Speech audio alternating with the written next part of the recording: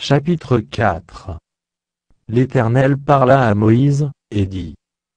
Parle aux enfants d'Israël, et dis lorsque quelqu'un péchera involontairement, contre l'un des commandements de l'Éternel, en faisant des choses qui ne doivent point se faire.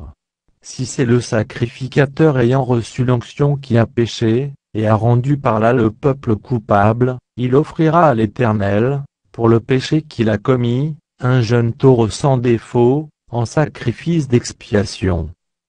Il amènera le taureau à l'entrée de la tente d'assignation, devant l'Éternel, et il posera sa main sur la tête du taureau, qu'il égorgera devant l'Éternel. Le sacrificateur ayant reçu l'onction prendra du sang du taureau, et l'apportera dans la tente d'assignation.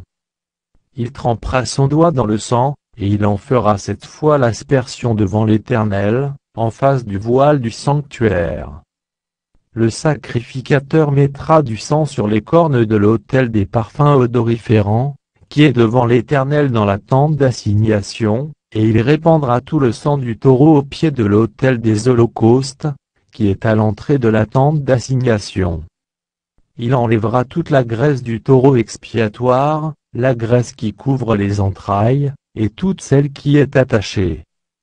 Les deux rognons, et la graisse qui les entoure, qui couvre les flancs, et le grand lobe du foie, qu'il détachera près des rognons.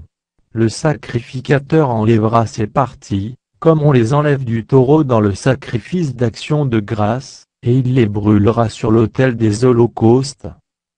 Mais la peau du taureau, toute sa chair, avec sa tête, ses jambes, ses entrailles et ses excréments.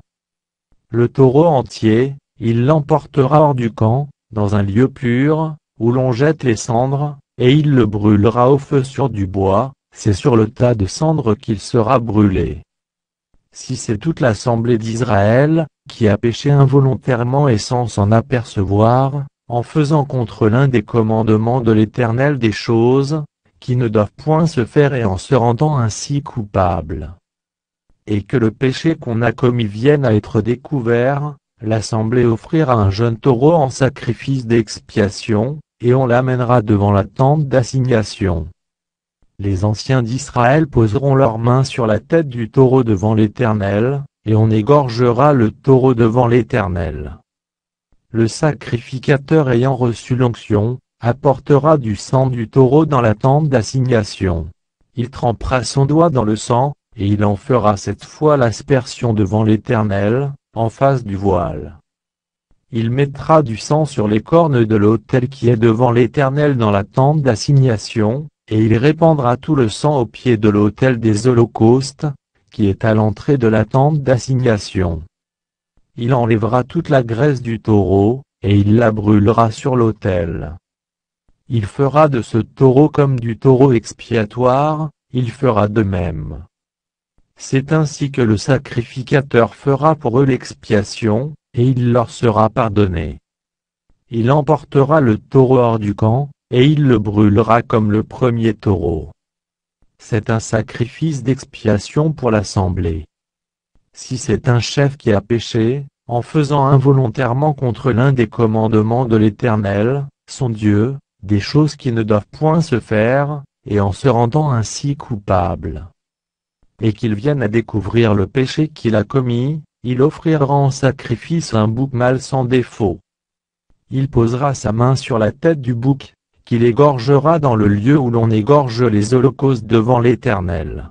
C'est un sacrifice d'expiation.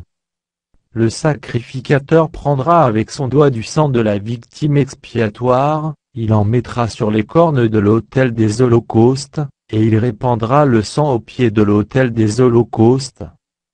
Il brûlera toute la graisse sur l'autel, comme la graisse du sacrifice d'action de grâce. C'est ainsi que le sacrificateur fera pour ce chef l'expiation de son péché, et il lui sera pardonné. Si c'est quelqu'un du peuple qui a péché involontairement, en faisant contre l'un des commandements de l'Éternel des choses, qui ne doivent point se faire et en se rendant ainsi coupable, et qu'il vienne à découvrir le péché qu'il a commis, il offrira en sacrifice une chèvre, une femelle sans défaut, pour le péché qu'il a commis.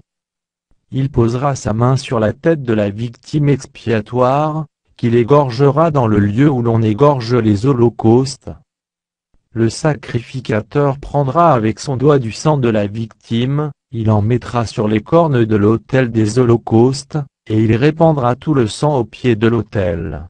Le sacrificateur ôtera toute la graisse, comme on ôte la graisse du sacrifice d'action de grâce, et il la brûlera sur l'autel, et elle sera d'une agréable odeur à l'Éternel.